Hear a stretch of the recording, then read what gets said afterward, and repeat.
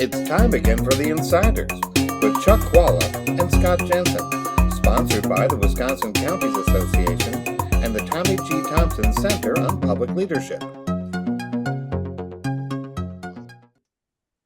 Hi, I'm Chuck Chvala, former Senate Majority Leader. And I'm Scott Jensen, former Assembly Speaker.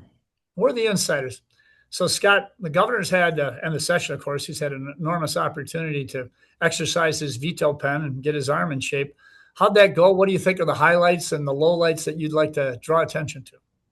Well, the legislative sessions always end up with either big bipartisan bills that are really popular or controversial bills. All those landed on the governor's desk.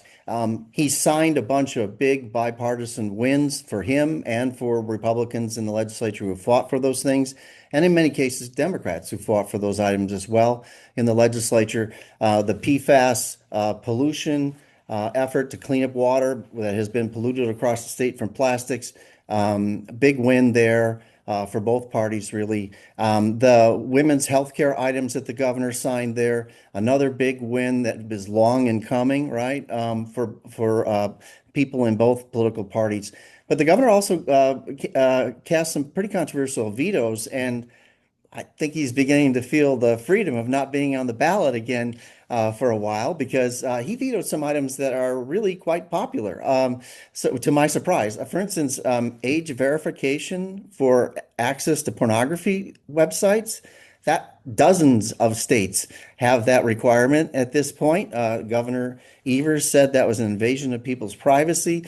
The items he has vetoed before and vetoed again about boys and girls sports and boys and girls bathrooms. There was even a child abuse reporting thing, which I was somewhat surprised at given his background in education, that he vetoed.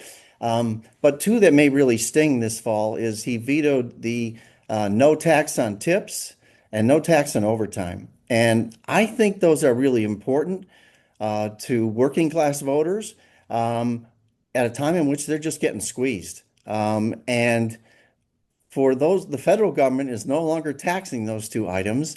For the state government to say, well, no, you've got to go back and do the math, put that back into your income tax thing and pay us some of the money you got on your taxes on tips.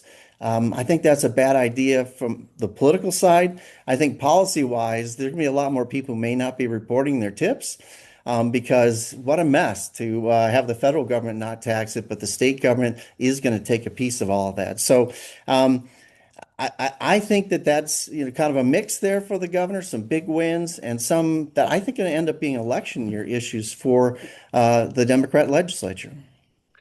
I think Scott is right in identifying these as problematic for Democrats. And what are they? They are 80-20 issues. And whenever the public feels by an 80 to 20% margin that this is questionable and the Democrats are standing in the way, Democrats tend to get in the way of these things more often than Republicans. And part of it is that sometimes on the Democratic side, they want to stand on principle. They're worried about people's right to privacy. And although in this particular case, for example, identifying your age or pornography, I mean, who wouldn't be for that? But if you look down the road, if you see the slippery slope, it could be a problem. But I frankly think that if I were governor or if I were in the legislature, I'd be looking at what on the other side of this, because somebody told me once that he was thinking of running for Congress, and they said, the important thing is who will be there to cast that vote of conscience on something important. And whatever it takes to make sure that you can do the bulk of the things right, you got to get past these 80-20 issues. So I have some sympathy with what Scott's saying, but I can tell you this, if you look at every one of these things, think about it for a second. How much does this really impact your life?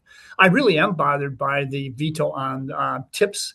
I think we need a broader approach to helping people who are not making as much money. I try to always, over the last probably 30 years, I've gotten more and more generous on tipping because I don't think anybody's a waitress because they've just got time in their hands and they think it's a great way to meet people.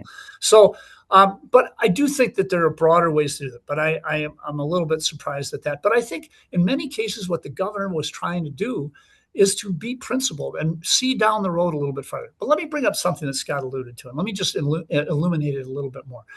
The legislature did pass legislation that says that a woman is going to have care for the first year of her child's life.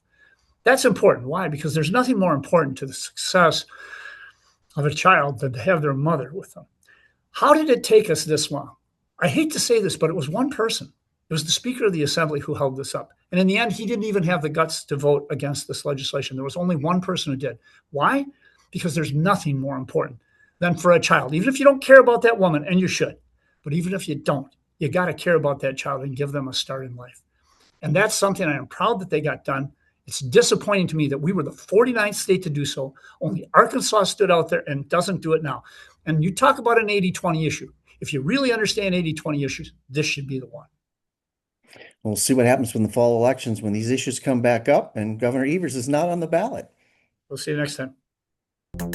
You've been listening to The Insider with Chuck Chvala and Scott Jensen, sponsored by the Wisconsin Counties Association and the Tommy G. Thompson Center on Public Leadership.